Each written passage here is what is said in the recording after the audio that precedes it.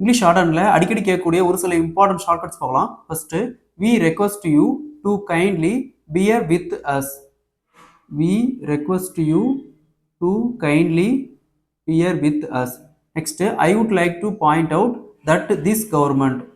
I would like to point out that this government. Next, I would like to thank the honorable members.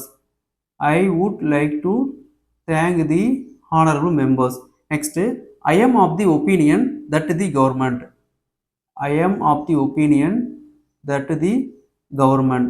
எப்போவுமே I am of the opinion that the கவர்மெண்ட்டுக்கு முன்னாடி தி வரும். அதே மாதிரி கவர்மெண்ட்டுக்கு G capital வரும். அடுத்தது it may be possible. It may be possible.